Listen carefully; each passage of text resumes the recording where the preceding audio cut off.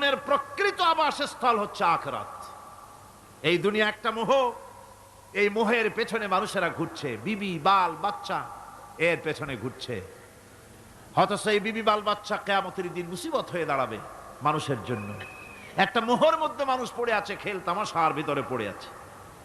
আল্লাহ পাক বলছেন, কুল মাতাউদ দুনিয়া কালিলুন ওয়াল আখিরাতু খায়রুল লিমান ইত্তাকা।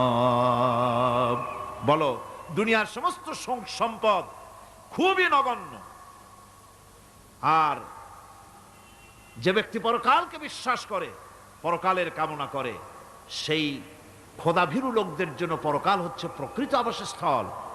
সেই জায়গাটাই হলো আসল জায়গা। ওই জায়গার জন্য কিছু তৈরি করতে হবে। কোরআনে কারিমে রব্বুল আলামিন বলছেন, আরাদিতুম বিল হায়াতিদ দুনিয়া মিনাল আখিরাহ ফামা মাতাউদ দুনিয়া ফিল আখিরাতি ইল্লা কালিল। তোমরা কি পরকালের জীবনের বিনিময় এই দুনিয়ার জীবনটাই বেশি পরিতুষ্ট হয়েছো? অথচ দুনিয়ার জীবনের সুখ সম্পদ তো পরকালের তুলনায় খুবই নগণ্য। পরকালের সুখ অনেক বেশি, পরকালের দুঃখটা অনেক বেশি, সুখটাও অনেক বেশি। পরকালটা স্থায়ী, সুতরাং দুনিয়ার মোহে না পড়ে পরকালের জন্য জীবনটাকে পরকাল ভিত্তিক জীবন তৈরি করো। আল্লাহ পাক বলছেন, ফাম্মা মান তাগা ওয়া আসারাল হায়াতাদ দুনিয়া ফাইন্নাল জাহিমা হিয়াল মাওয়াব।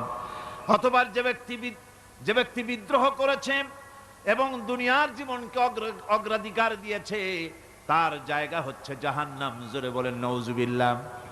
যে ব্যক্তি আল্লাহর সঙ্গে বিদ্রোহ করেছে আর পরকালের জন্য পাথর জোগাড় করে নাই, দুনিয়াকে অগ্রাধিকার দিল, পরকালকে ভুলে গেল, তার জায়গা হলো জাহান্নাম। ওয়া আম্মা মান খাফা মাকামা রাব্বিহি ওয়া নাহান নাফসা আনিল হাওয়া ফাইন্নাল জান্নাতা হিয়াল মাওয়া। আর যে ব্যক্তি আপন প্রভুর সামনে উপস্থিত হওয়াকে ভয় করেছে এবং আপন প্রবৃত্তিকে লালসা মুক্ত করেছে, লালসার হাত থেকে রক্ষা করেছে, আল্লাহ রব্বুল আলামিন কিয়ামতের দিন তার জন্য রেখে দিয়েছেন জান্নাত। তার জন্য কোন জায়গা? জান্নাত। আমাদেরকে পরকাল ভিত্তিক জীবন যাপন যদি করি, তাহলে কবরের জবাবগুলি খুব আসান হবে।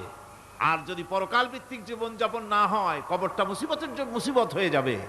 হযরত ওসমান রাদিয়াল্লাহু তাআলা আনহু কবরের কাছে গিয়ে খুব কাঁদতেন। সাহাবায়ে কেরাম প্রশ্ন করেছেন, হুজুর, রাসূল করিম সাল্লাল্লাহু আলাইহি সাল্লাম যখন জান্নাত ও জাহান্নামের ওয়াজ করেন, তখনও তো এত বেশি আপনি কাঁদেন না, যত বেশি কাঁদেন কবরের কাছে এসে, কারণ কি?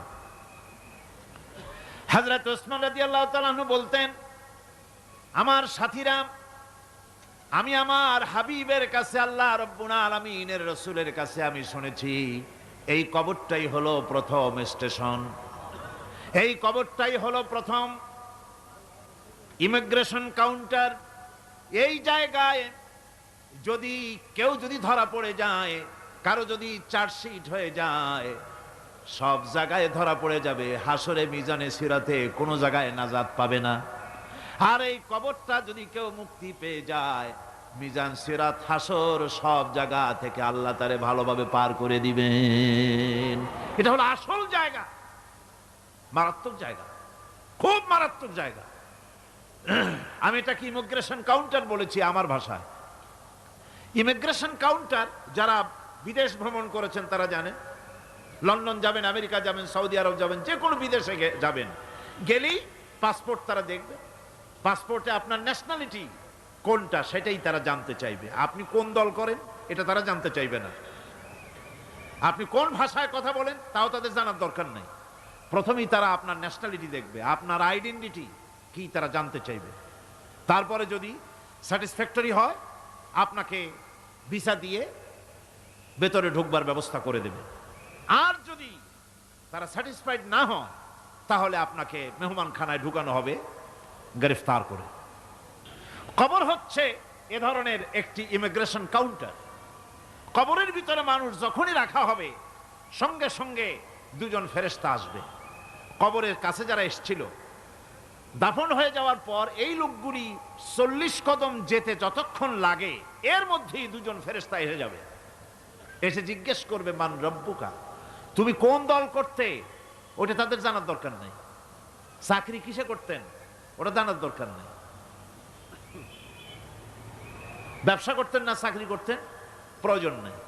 প্রথমেই জিজ্ঞাসা করা হবে ন্যাশনালিটি, প্রথমেই জিজ্ঞাসা করা হবে তার ন্যাশনালিটি সম্পর্কে, তার আইডেন্টিটিটা কি, এবং সেটাকে সত্যায়িত করার জন্য, বোঝার জন্য 3টি প্রশ্ন। প্রথম প্রশ্ন, মান রব্বুকা ওয়া মা দীনুকা ওয়া মান নাবিয়্যুকা, তোমার রব কে, তোমার দ্বীন কি, তোমার নবী কে। যদি এই ব্যক্তি বেঈমান হয়, মুনাফিক হয়, সে বলবে হায় হাতা লা আদরি, হায় হাতা লা আদরি, জানি না আমার রবকে, আমি জানি না। তোমার দিন কি, দিন কারে কয় বুঝি না।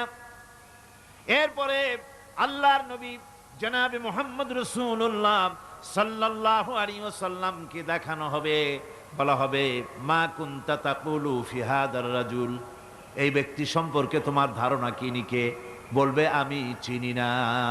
নাউযুবিল্লাহ। বাস, এরপরে তার যা হবার তাই শুরু হয়ে যাবে।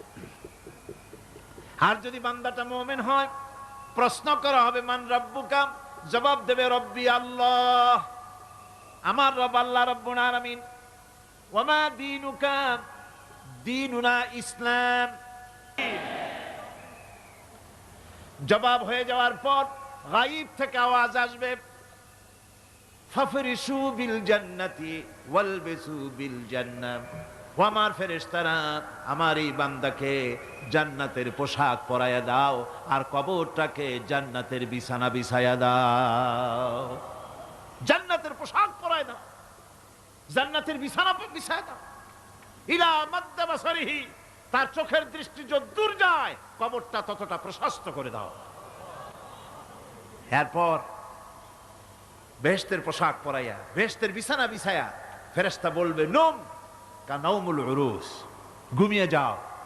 দুলামিয়া যেমন বাসর সজ্জায় নতুন বউ নিয়ে আরামে ঘুমায়, এরকম আরামে ঘুমায় যাও। ইলা ইয়াউমিল কিয়ামা, কিয়ামত পর্যন্ত ঘুমায় থাকো, আরামে ঘুমিয়ে থাকবে।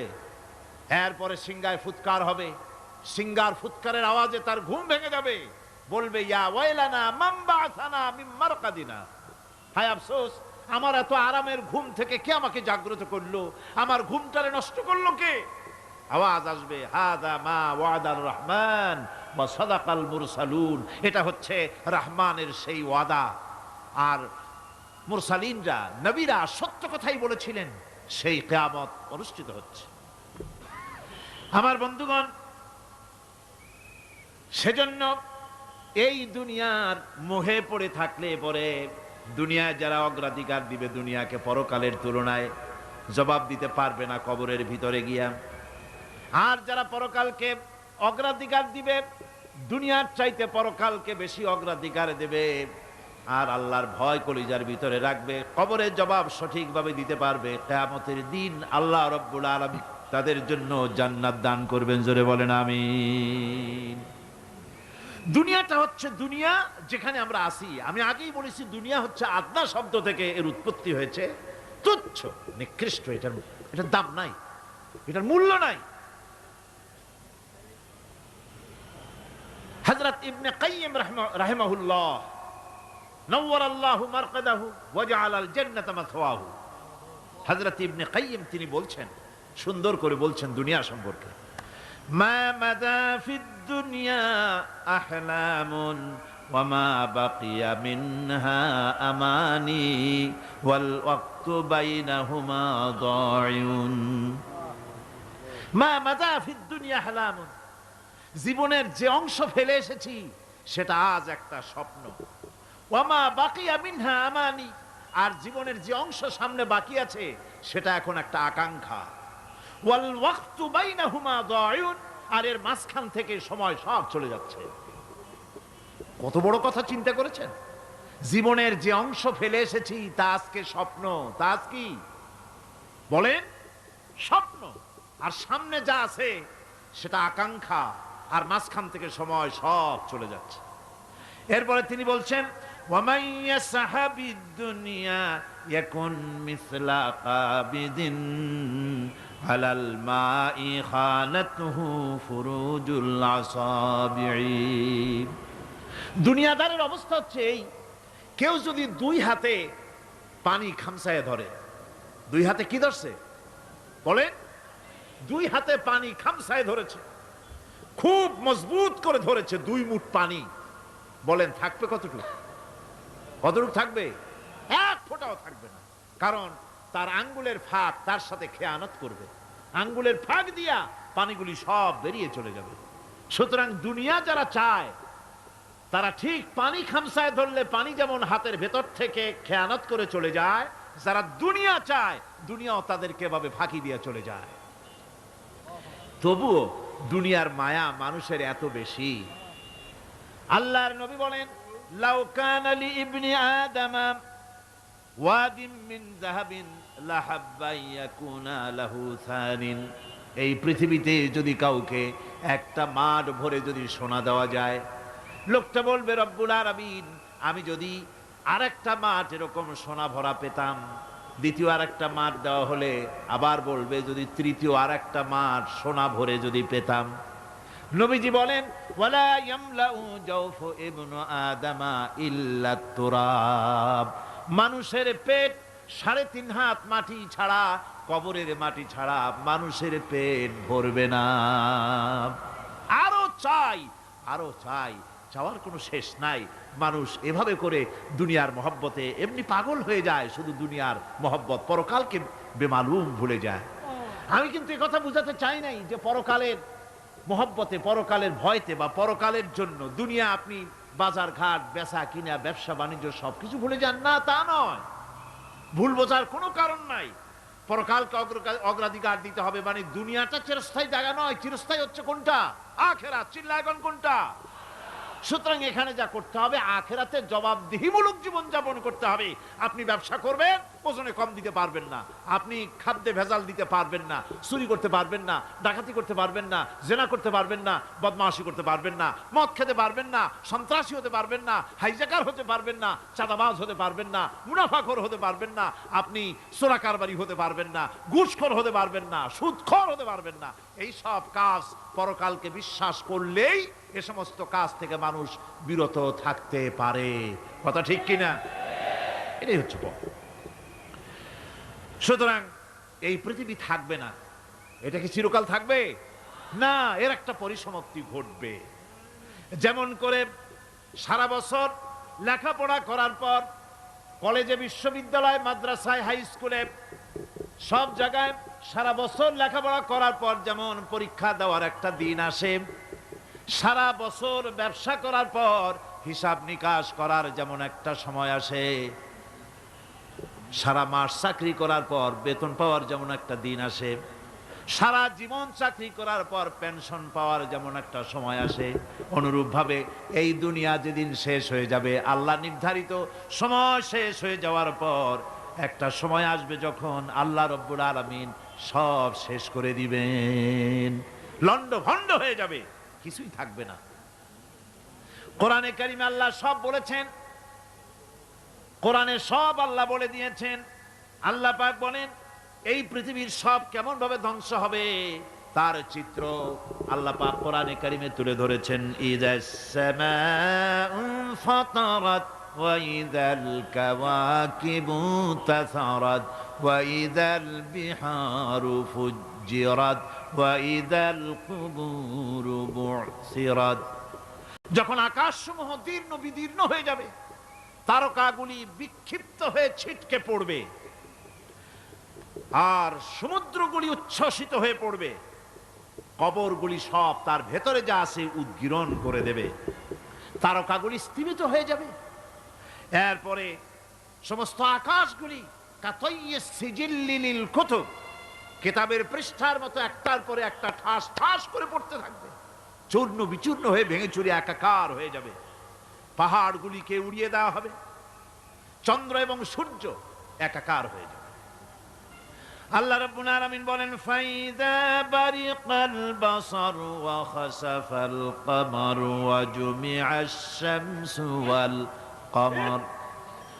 চক্ষু যখন বিস্ফারিত হয়ে যাবে, চাঁদ যখন তার আলো হারিয়ে ফেলবে, সূর্য যখন তার আলো হারিয়ে ফেলবে, চাঁদ আর সূর্য সব একাকার হয়ে যাবে, সেই সময়ের অবস্থাটা কি চিন্তা করো।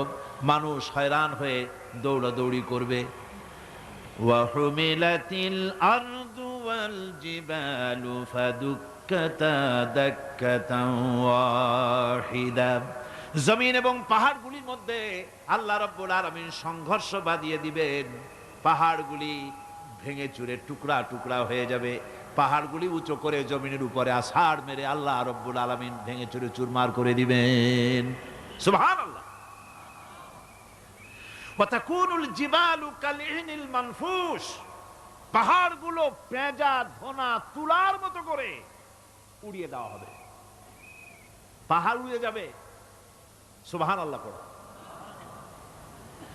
পাহাড় পাথরের তৈরি করা পাহাড়, এই পাহাড়গুলি তুলার মতো হয়ে উড়বে কিভাবে? আমি এই দৃশ্য নিজের চোখে কিছুটা হলেও দেখছি। আজ থেকে 10 দিন আগে আমি ইতালি সফর করে এসেছি। ইতালির রাজধানী রোম। রোম প্রাচীন সভ্যতার লালন ভূমি। কোরআনে কারিমে সূরায়ে রোম রয়েছে। এই রোম সেই রোম। এখানের বাদশার কাছে রাসূল করিম সাল্লাল্লাহু আলাইহি সাল্লাম হেরাক্লিয়াসের কাছে চিঠি পাঠিয়েছিলেন। সেই রোম 12 থেকে 15 হাজারের মতো বাংলাদেশি মুসলমান সেখানে আছে। জুমার দিন, যেদিন আমি গেলাম তার পরের দিনই জুমা ছিল। জুমার নামাজ পড়লাম ভ্যাটিকানের কাছেই বিশাল মসজিদ, ইউরোপের ভিতরে সবচাইতে বড় মসজিদ এটা। রোম ইসলামের দুশমনদের রাজধানী। সেইখানে যখন আজান হচ্ছে আশহাদু আন্না মুহাম্মাদার রাসূলুল্লাহ, আমার অনুভূতির কথা আপনাদেরকে বোঝাতে পারবো না, কি অনুভূতির সৃষ্টি হয়েছে আমার ভেতরে। ভ্যাটিকানের পোপ এক পাশে, কিছু দূরেই ভ্যাটিকান। ওটা হচ্ছে গোটা পৃথিবীর সমস্ত খ্রিস্টানদের কাবা, ভ্যাটিকান। তার পাশেই বিশাল মসজিদ, সেখানে নামাজ পড়লাম। চিন্তার ভেতরে আসলো আল্লাহ রাব্বুল আলামিন তার হাবিবের নাম, তার তাওহীদ, তার রিসালাতকে কিভাবে বিশ্বময় ছড়িয়ে দিলেন। আবু জাহেল চাইছিল মুহাম্মদ সাল্লাল্লাহু আলাইহি ওয়াসাল্লামকে স্তব্ধ করে দেবে মক্কার জীবনেই। কত বদনাম, সাহের, কাহেন, কাজ্জাব, শায়ের, নাউযুবিল্লাহি মিন যালিক, কত গালাগালি করলো। আর আল্লাহ শুনালেন, হাবিব চিন্তার কোনো কারণ নাই, ওয়া রাফা'না লাকা যিকরাক, আমি আপনার প্রশংসা বিশ্বময় ছড়িয়ে দেব। সুবহানাল্লাহি ওয়া বিহামদিহি। রোম প্রোগ্রাম শেষ করে আমাকে তারা নিয়ে গেল, যেটা আমি বলছি সফর কাহিনী শোনাবার সময়টা না, যেহেতু এর সঙ্গে প্রাসঙ্গিক সেজন্য বলছি। পাহাড় কেমনে তুলার মতো হয়ে উড়বে তার নজির দেখেছি। রোম শহর থেকে 300 মাইল দূরে, 300 কিলোমিটার দূরে নেপোলিয়ান বোনাপার্ট তার বাড়ি, এবং ওটা তার নামই একটা প্রভিন্স। ভূমধ্য সাগরের পারে ভিসুভিয়াস, পৃথিবীর সবচাইতে বড় আগ্নেয়গিরি। সেটা দেখাতে নিয়ে যাওয়া হলো আমাকে। যে পাহাড়টা পৃথিবীর মাটি থেকে তার চূড়া হচ্ছে 3 মাইল উঁচু। এর 2 মাইল গাড়িতে করে ঘুরে ঘুরে যাওয়া যায়, এরপর আর গাড়িতে যাওয়া যায় না, বাকিটুকুন যেতে হবে হেঁটে হেঁটে। পাহাড়ের উপরে অক্সিজেন কম, বেশ কষ্ট হচ্ছিল উঠতে। জীবনে প্রথম পাহাড়ে চড়েছি, জাবালে নূর, রাসূল করিম সাল্লাল্লাহু আলাইহি সাল্লামের উপরে যেখানে ওহী হয়েছিল সর্বপ্রথম। পাহাড় চড়ার একটা অভিজ্ঞতা ওখান থেকে আমার কিছুটা হয়েছিল। খুব কষ্ট হলো বাকি 1 মাইল উঠতে। যখন বিসুবিয়াসের একদম শীর্ষে চলে গেছি, সেখানে গিয়ে আমার সাথে 15-20 জন লোক ছিল। আমি নিজে আল্লাহু আকবার বলে আমার গলা থেকে আওয়াজ বেরিয়ে গেল। আমি দেখতে পেলাম বিসুবিয়াসের শীর্ষে বিশাল গর্ত। আমার মনে হয় গর্তটা এই মাঠের 1/4 হবে। এই মাঠের 1/4 হবে গর্তটা। সেই গর্তটার গভীরতা হচ্ছে 1.5 কিলোমিটার। এইখান থেকে পাথরগুলি উত্থিত হয়েছে, আগ্নেয়গিরি পাথর আগুনে গলে লাভা হয়ে এগুলি পাহাড় বেয়ে উপচে পড়েছে, চতুর্দিকে 12 মাইল ছড়িয়ে গিয়েছে। আমার মনে পড়ল ওয়াকুদুহান নাসু ওয়াল হিজারা, জাহান্নামের আগুনের ইন্ধন হবে মানুষ আর পাথর। আমি সেখানে সেজদায় পড়ে গিয়া কান্নাম আর বললাম, আল্লাহ জাহান্নামের আগুন হারাম করে দিও আমাদের জন্য। পাথর কিভাবে গললো, গলে পাথরগুলি গলে পুড়ে চতুর্দিকে পড়েছে আর ছিটকেছে, চতুর্দিকে ছিটকে পড়েছে। সেই পাথরগুলি ছিটকে ছিটকে যেগুলি পুড়ে পড়েছে সেগুলিকে দূরে সাদা রঙের বলে মনে হয়, কোনোটা সাদা কোনোটা কালো, মনে হয় যেন তুলার মতো হয়ে পড়ে আছে চতুর্দিকে। 1944 সনে তৃতীয়বারের মতো ভেসুভিয়াস যে অগ্নিগিরি, যে অগ্নি উৎপাত করে, তাতে আশেপাশের 12 মাইল এলাকা এফেক্টেড হয়ে যায়। পাথরগুলি গলে এভাবে বিধ্বস্ত করে দিয়েছে। এখান থেকে এখানে জোহরের নামাজ, আসরের নামাজ আমরা পড়লাম, আল্লাহর কাছে খুব দোয়া করলাম। এখনো ধোঁয়া উঠতেছে, এখনো পাহাড়ের ফাটল দিয়ে ধোঁয়া উঠছে। একজন হাত দিয়ে আমাকে বলল যে খুব গরম লাগে ধোঁয়াগুলি। ওখানকার লোকেরা বলল যে ভেতরে এখনো আগুন আছে, তবে সুপ্ত, যে কোনো মুহূর্তে আবার তা জাগ্রত হতে পারে। আমরা সেখান থেকে নেমে এলাম। একটু কিছু দূর গিয়েই সেখানে হলো পম্পেই শহর। এই পম্পেই শহরটা হচ্ছে ঈসা আলাইহিস সালামের জন্মের 2000 বছর আগে এই শহর তৈরি হয়। ঈসা আলাইহিস সালামের জন্মের 179 বছর পর ভূমিকম্প হয়। সেই ভূমিকম্পে গোটা পম্পেই শহরটা পৃথিবীর মানুষের চোখের আড়াল হয়ে যায়, ধ্বংস হয়ে যায়, মাটির তলায় গরক হয়ে যায়। আজ থেকে 200 বছর আগে মাটি খনন করতে গিয়ে এই শহর আবিষ্কৃত হয়। পুরা শহরটা খুঁড়ে তারা বের করেছে। 180 হেক্টর জমিনের উপরে এই বিশাল শহর। ঘুরে ঘুরে দেখলাম, গাড়ি চলে না সেখানে, পায়ে হেঁটে দেখতে হলো। প্রশস্ত রাস্তা। আজ থেকে 4000 বছর আগের মানুষেরা রাস্তা বানাতে জানতো পাথর দিয়ে, এবং রাস্তার দুধারে তাদের ছিল ফুটপাত, পানির ব্যবস্থা, নগরায়নের সব রকমের সুযোগ সুবিধা। তারপরে সেখানে বিচারালয়, এরপরে দোকানপাট, বাজারঘাট, সবকিছুর ব্যবস্থা রয়েছে। বিশাল বিশাল পাথরগুলি দিয়ে পিলার তৈরি করা। ভাবলাম এই পিলারগুলি, এই পাথরগুলি তারা কিভাবে ক্রেন ছাড়া এত উপরে উঠালো কি করে, আমার মাথায় আসলো না। পাথর কেটে কেটে সুন্দর সুন্দর অঙ্কন শিল্প তারা করেছে। এরপরে ঘুরতে ঘুরতে বাদশার রাজার বাড়িতে গিয়ে ঢুকলাম। সেখানে গিয়ে দেখলাম উলঙ্গ এত মূর্তি পাথরের তৈরি করা। পাথর কেটে কেটে দেওয়ালে যৌন মিলনের এমন কোন অশ্লীল ছবি নাই যা তারা সেখানে তৈরি করে নাই। উলঙ্গ মূর্তি আর উলঙ্গ যৌন মিলনের অসংখ্য ছবি দিয়ে এই এলাকা ভরা। তখন আমি বুঝলাম আল্লাহর গজব হওয়ার কারণটা কি, এই শহরটা মাটির নিচে গরক হয়ে যাওয়ার কারণটা কি। আল্লাহ পাক জেনা ব্যভিচার যে দেশে বেশি হয় আল্লাহ পাক বরদাস্ত করেন না। দুশ্চরিত্র যে দেশের মানুষ দুশ্চরিত্র হয়ে যায়, জেনা ব্যভিচার বেশি হতে থাকে, আল্লাহ গরক করে দেন, গজব দেন। এই গজব এক এক সময় এক এক রকমের হয়ে আসে। কখনো মাটির নিচে দাবায় দেন, কখনো মহামারী, কোন দেশে কলেরা, কোন দেশে জলোচ্ছ্বাস, কোথাও ভূমিকম্প, আর সর্বশেষ এই জেনা ব্যভিচারের জন্য আল্লাহ পাকের চূড়ান্ত, এই যৌনতার অশ্লীলতার জন্য চূড়ান্ত গজব বর্তমান বিশ্বের জন্য এইডস। আল্লাহ পাক এই গজব দিয়েছেন। বন্ধুগণ, আমি সেই জায়গা, আমি সেখানে যা দেখলাম যে আল্লাহ পাক পাহাড়গুলিকে কিভাবে উড়াবেন, এটা অস্বীকার করার কোনো উপায় নাই, বিশ্বাস তো করতামই। তবে হযরত ইব্রাহিম আলাইহিস সালাম যেমন বলেছিলেন, রব্বি আরিনি কাইফা তুহিল মাউতা, আয় আল্লাহ তুমি মরাকে জিন্দা করবা কেমনে? আল্লাহ পাক বললেন আওয়ালাম তুমিন, তুমি বিশ্বাস করো না? ইব্রাহিম আলাইহিস সালাম বললেন বালা, অবশ্যই বিশ্বাস করি, ওয়ালাকিন লিয়াতমাইন্না কলবি, যদি চোখে দেখতাম তাহলে আমার অন্তরাত্মা খুব ঠান্ডা হতো। আল্লাহ রাব্বুল আলামিন চোখে দেখায় দিলেন জিন্দা কেমনে মুর্দা হবে, মুর্দা কেমনে জিন্দা হবে, আল্লাহ দেখায় দিলেন। পাহাড় উড়ায় দিবেন আল্লাহ রাব্বুল আলামিন।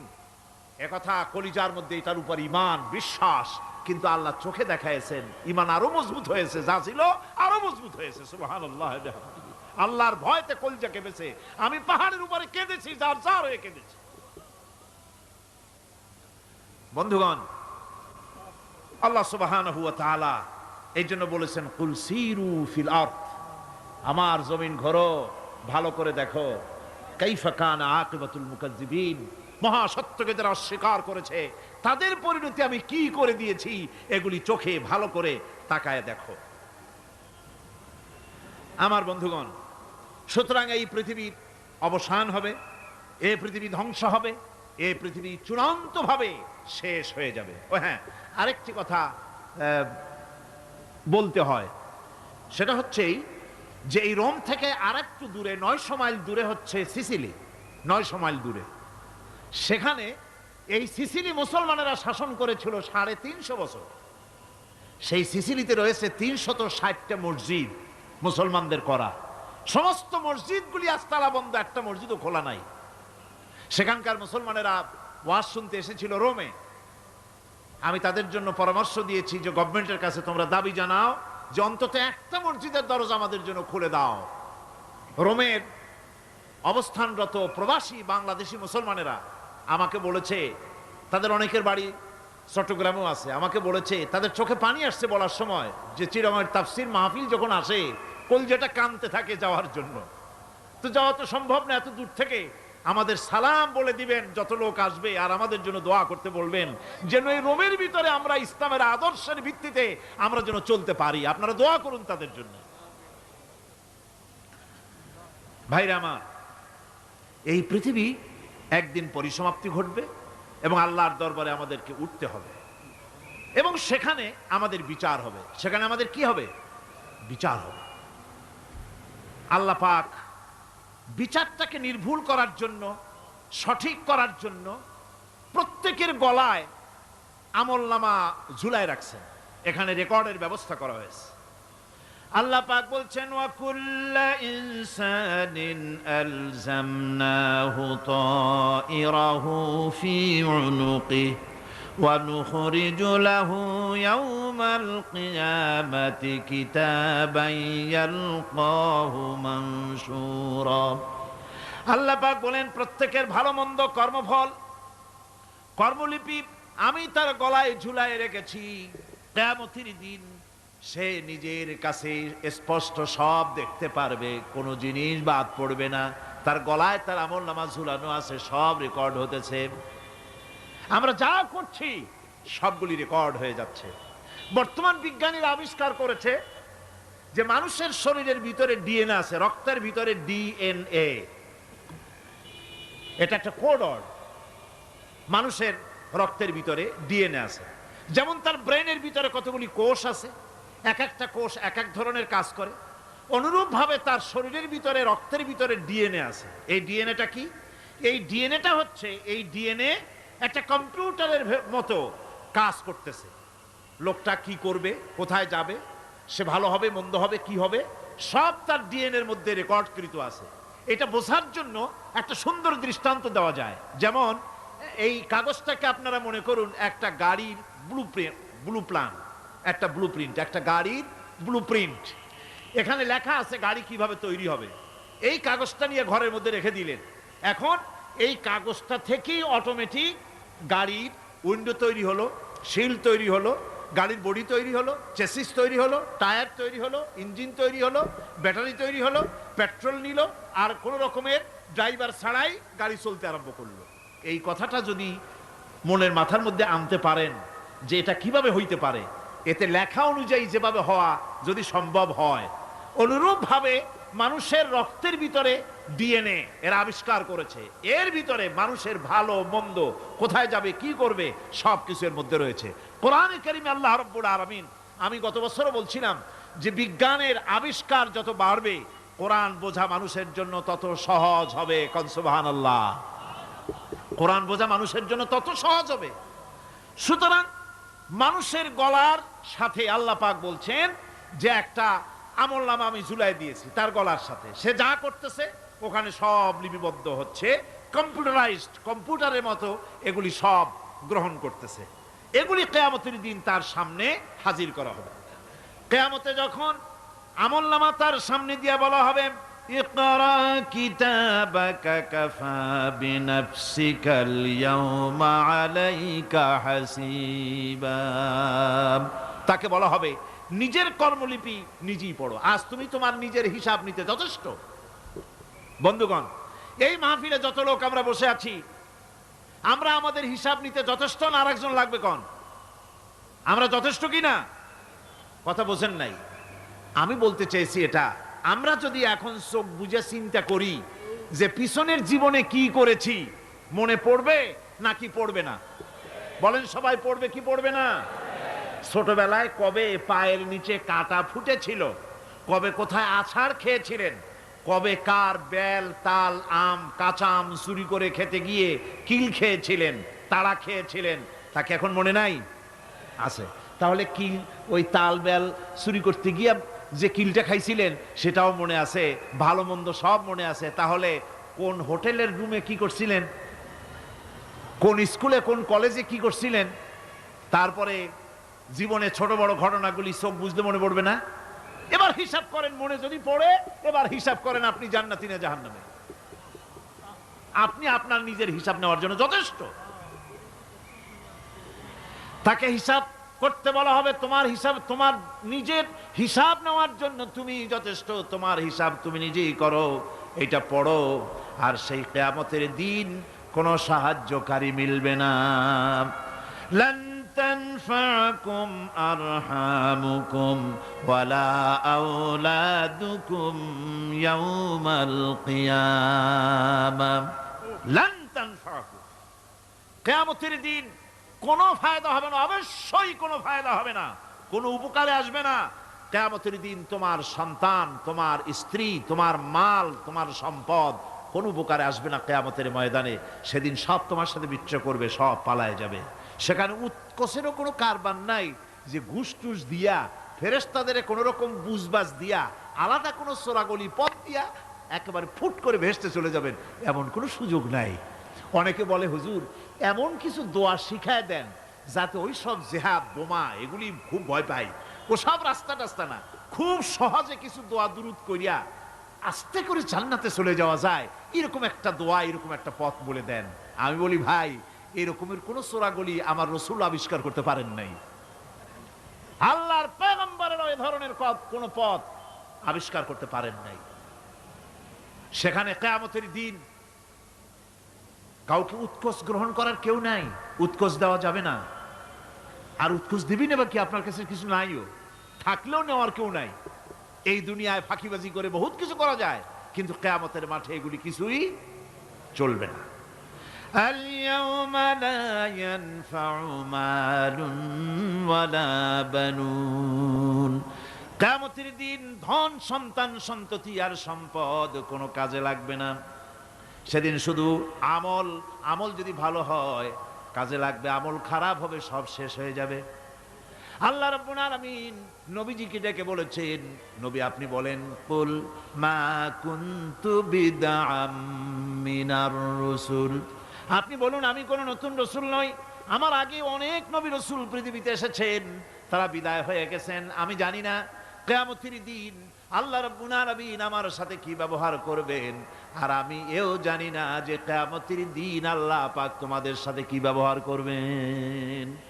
এই আয়াত নাজিল হওয়ার পর আল্লাহর হাবিব তার মেয়েকে ডাকলেন, জামাইকে ডাকলেন, নাতিদেরকে ডাকলেন, আহলে বাইতদেরকে ডাকলেন, আর বললেন, ও আমার মেয়ে, কলিজার টুকরা, ফাতেমা গো শোনো, কেবলমাত্র আয়াত নাজিল হয়ে গেল, আল্লাহ পাক আমাকে শোনায়ছেন কিয়ামতের দিন আমি জানি না আমার সঙ্গে কি ব্যবহার করা হবে, আর এও জানি না যে তোমাদের সাথে কি ব্যবহার করা হবে।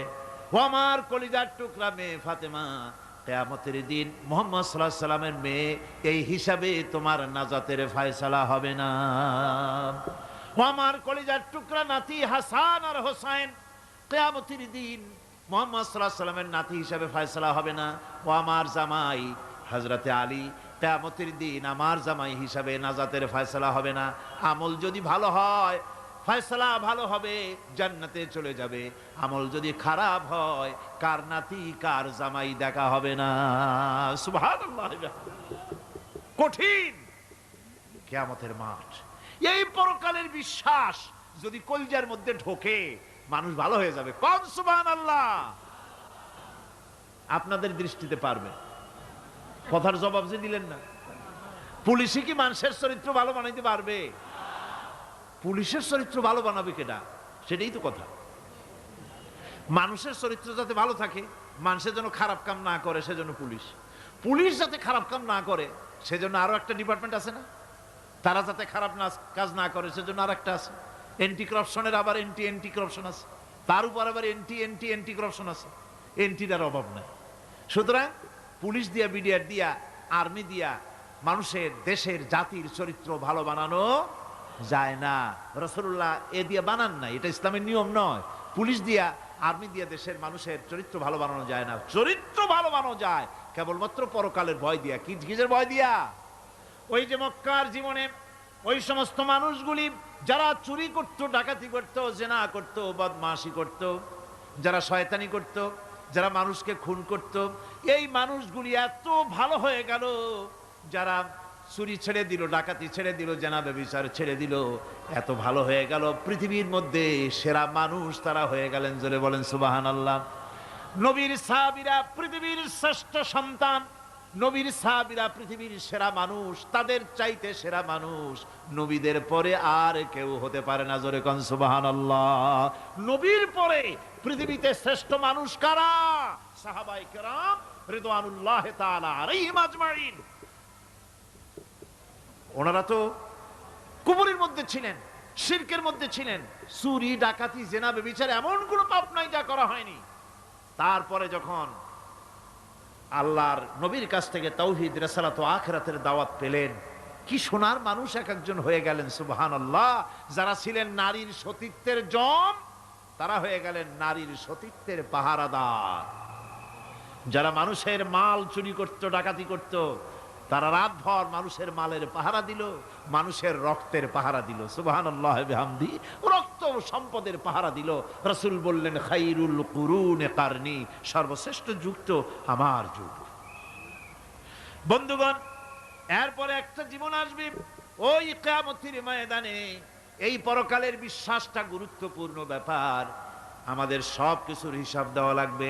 আল্লাহ পাক বলেন ইন্নাস সামআ ওয়াল বাসারা ওয়াল ফুআদা কুল্লু উলাইকা আনহু মাসউলা।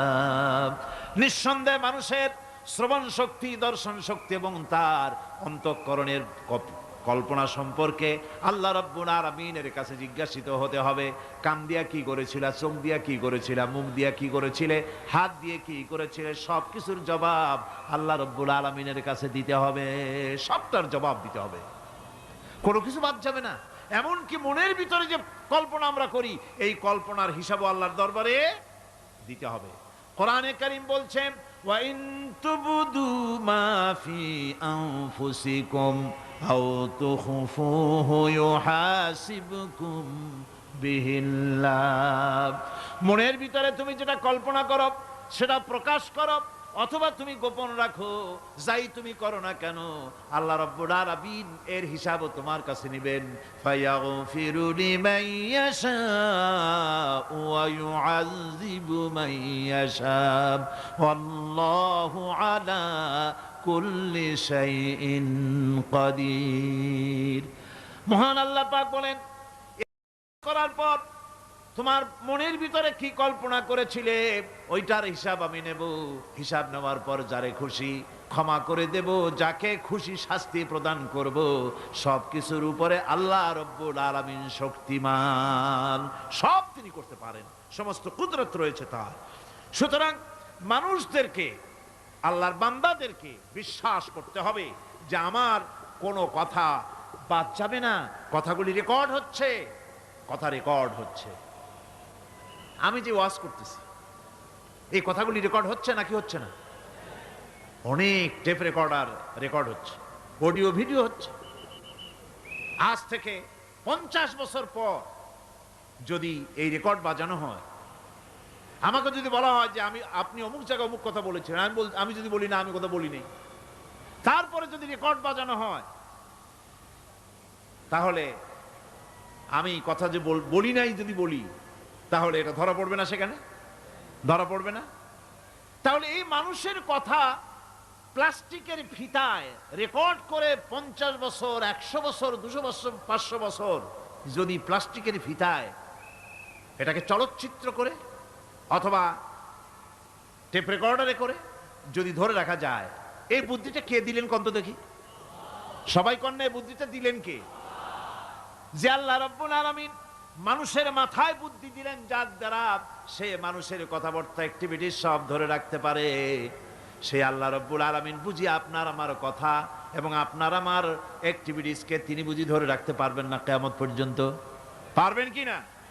সেজন্য রাব্বুল আলামিন বলেন, মা ইয়ালফিযু মিন কাওলিন ইল্লা লাদাইহি রাকীবুন আতীদ। সমস্ত কথা রেকর্ড হচ্ছে। সুবহানাল্লাহ কোন জোরে! সমস্ত কথা রেকর্ড হচ্ছে, একটা কথাও বাদ যাবে না। মুখ আছে বলেই কথা বলবেন তা না, হিসাব করে কথা বলতে হবে। গীবত গাওয়া যাবে না, মিথ্যা কথা বলা যাবে না, মিথ্যা ওয়াদা করা যাবে না। মিথ্যা ওয়াদার তো মৌসুম এসে গেছে। কি কোন বোঝেন কথা? হ্যাঁ, মিথ্যা ওয়াদার মৌসুম এসে গেছে। এখন মৌসুমে বাহার মিথ্যা বলার। কত সুন্দর সুন্দর ওয়াদা, সোনা দিয়া রাস্তা বানায় দেব। অভুক্ত মানুষদের বলা হয় না খেয়ে মরবেন না, কিন্তু কি খেয়ে মরবে তাও কয় না।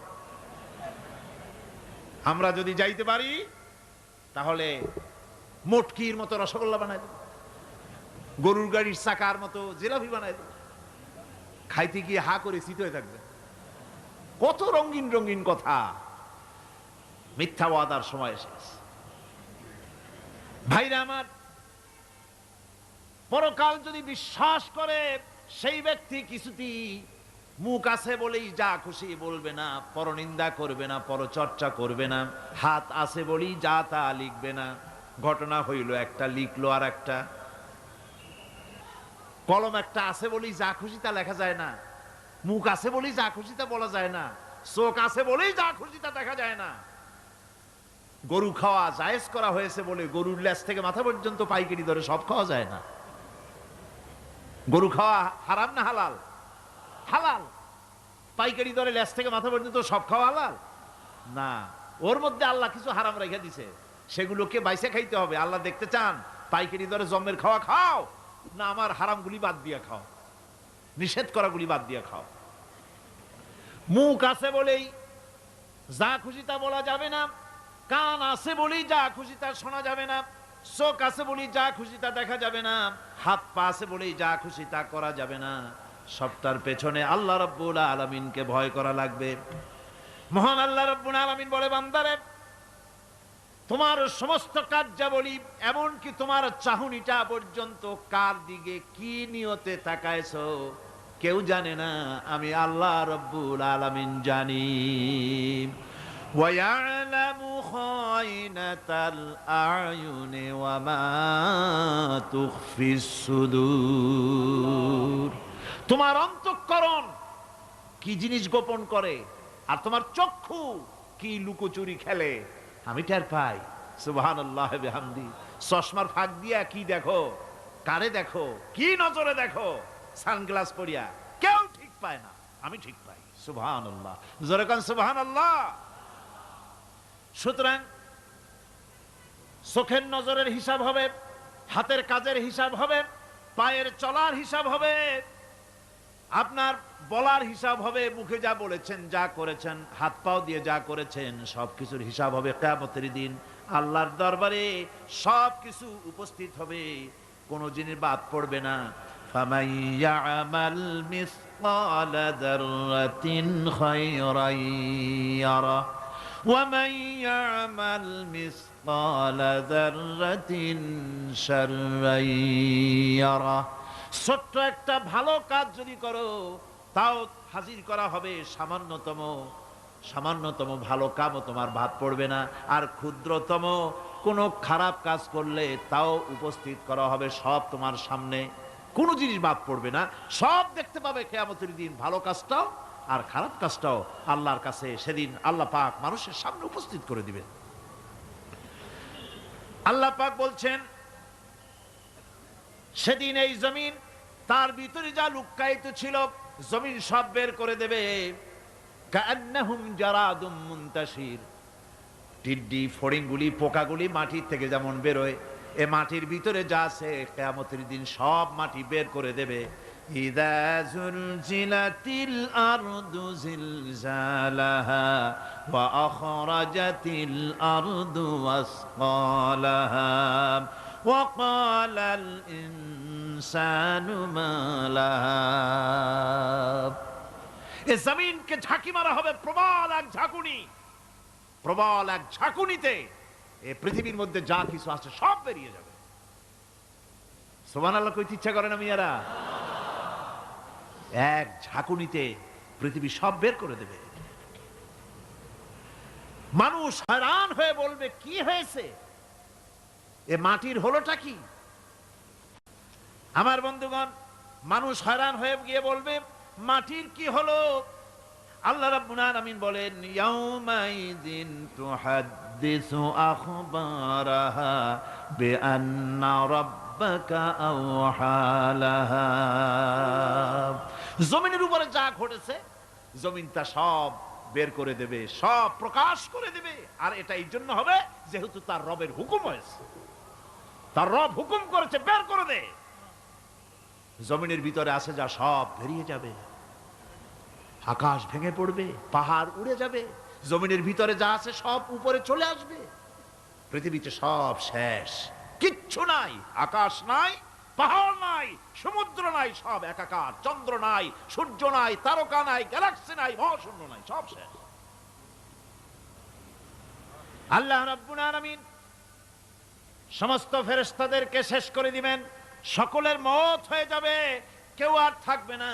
এমনকি হযরতে আজরাইল মালাকুল মউত তিনিও থাকবেন না, সব আল্লাহ রাব্বুল আলামিন মৃত্যু করে দিবেন।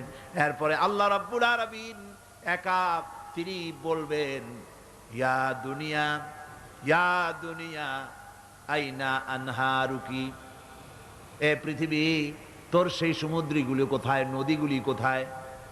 ইয়া দুনিয়া আইনা আশজারুকি, হে দুনিয়া তোমার গাছগুলি কোথায়? এত বন বনানি, এত গাছ ছিল।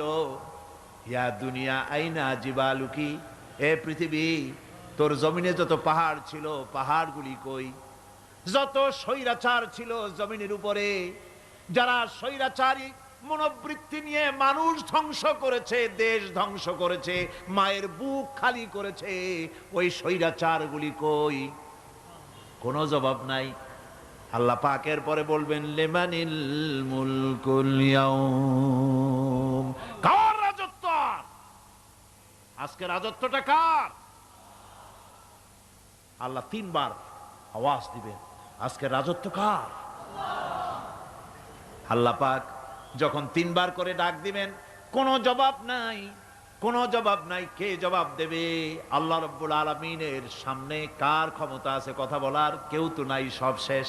আল্লাহ পাক বলবেন লিল্লাহিল ওয়াহিদুল কাহ্হার, একমাত্র পরাক্রমশালী আল্লাহ রাব্বুল আলামিনের রাজত্ব আজ। সেই হাসরের মাঠে আমাদের সকলকে উপস্থিত হয়ে যেতে হবে, কেউ আমরা এখান থেকে বাঁচতে পারবো না, সবাইকে উঠতে হবে। অপরাধীরা সেখানে অসহায় হয়ে যাবে,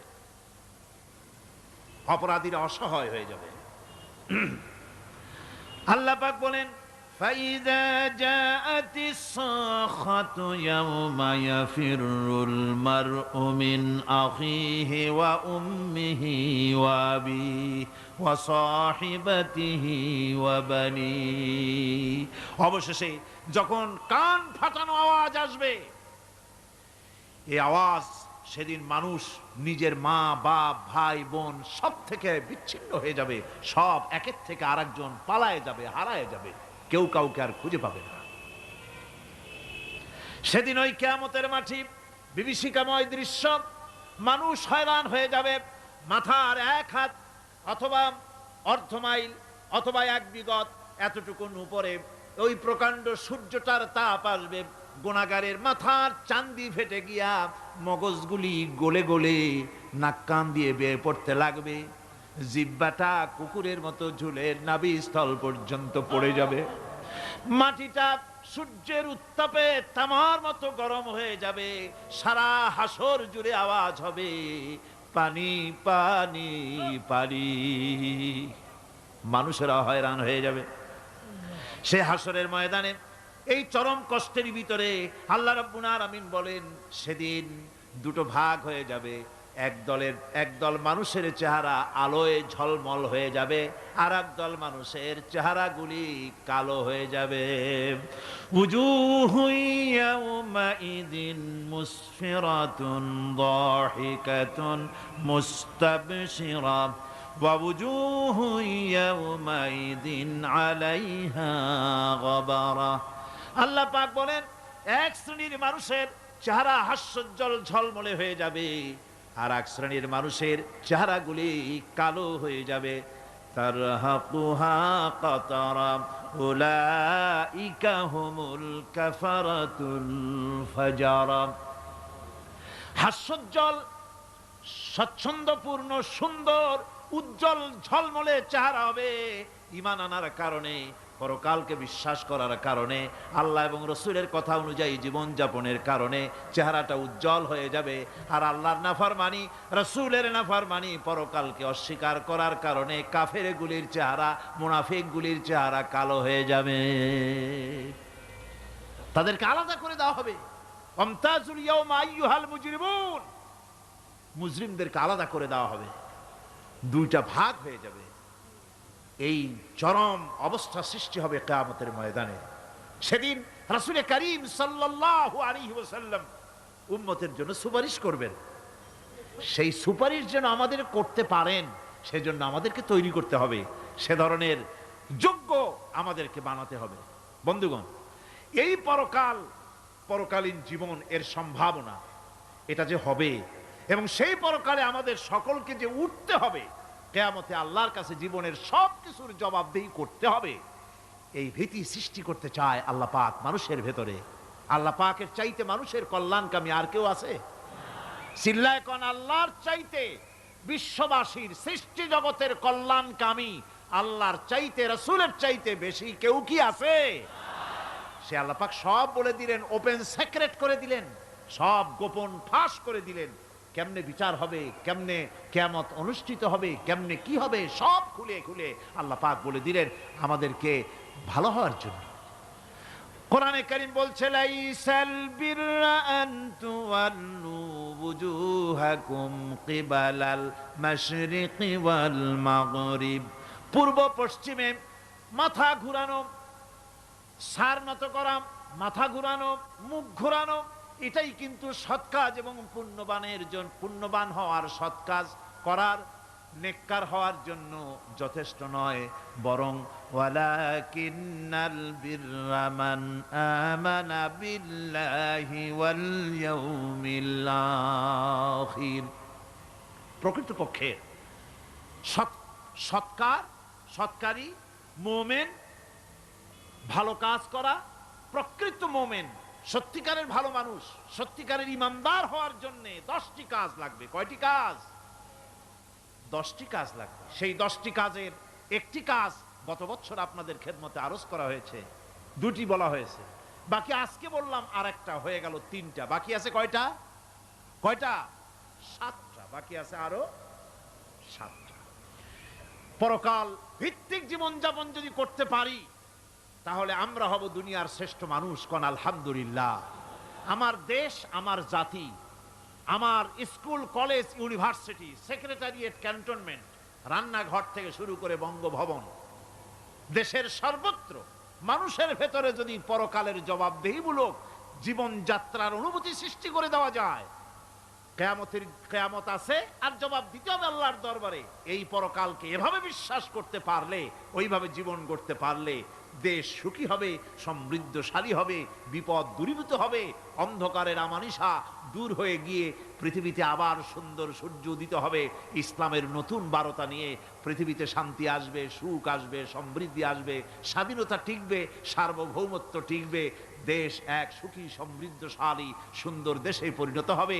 বাংলাদেশ হবে পৃথিবীর একটা আদর্শ দেশে পরিণত হয়ে যাবে, যদি এই কথাগুলি আমরা বিশ্বাস করি আর আমল করে চলতে পারি।